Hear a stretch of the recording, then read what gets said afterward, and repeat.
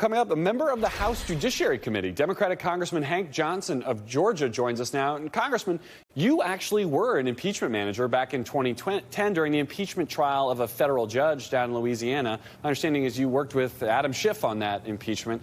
Can you take us inside a little bit of what it means to be a manager, the roles and responsibilities, a little bit behind the scenes of just how that works? Well, I worked with Adam Schiff, and also Zoe Lofgren was a part of that impeachment management team. So you've got two experienced impeachment managers who will be leading the effort, along with Jerry Nadler, chair of the Judiciary Committee, a man who is steeped in the Constitution, a lawyer. And so what it entails is basically everyone being in full command of the facts of the case. In the Porteous case, it was similar to the Trump case because there were no criminal charges filed against Judge Porteous.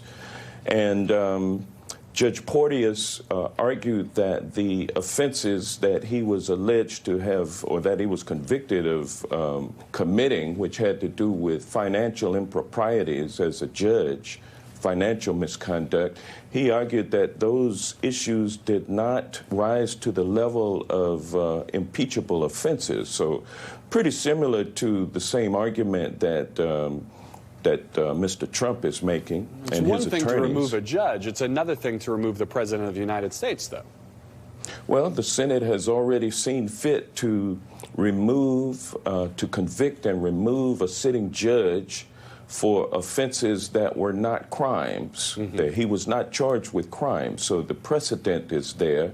And also the fact is that Judge Porteous also tried to argue that he went to trial to protect the judiciary, and President Trump is going to try to say that you cannot hear from important witnesses because of executive privilege, which means that their communications with him are confidential, but there's actually no reason other than confidentiality that undergirds that claim. And so I'm expecting that if the Senate does have a trial, John Bolton's testimony will be front and center, as it should be, and there might be an assertion of a claim of executive privilege. And it'll be interesting to see how Chief Justice Roberts handles it. I agree. So I found it interesting that the president chose not to include any of your House colleagues on the Republican side on his defense team.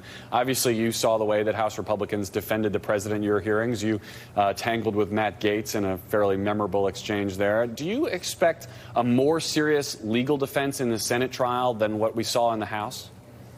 Well, I think his announcement the other day of his lawyers added to his team, all-star Fox News contributors, they will entertain his base. They are there to present his side of the case basically to his base, so that his base can then lean on the senators to do what Trump wants them to do, as opposed to being fair and impartial, doing fair and impartial justice to the facts that come about. And I'm hopeful that the American people, particularly those who reside in states that have Republican senators, will actually get out on the phones, get out into the streets in front of their offices, emails, and demand that those senators adhere to the oath that they took to render impartial justice to the facts of this case. And they can't do that unless they get some more facts. Sure. Congressman, I want to turn from the trial to the trail here a little bit. You have not announced an endorsement in the presidential race. Perhaps you'd like to make some news on our broadcast this morning, but what are you looking for in the Democratic nominee to be president? Well, first, I'm looking forward to the attention of the nation shifting to Georgia and Super Tuesday, the rest of the Super Tuesday states.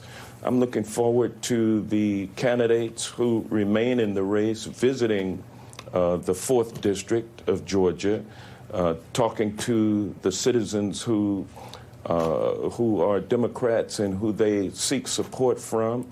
And I'm looking forward to the citizens of the 4th District making a great decision. A very political answer. Let me ask you this.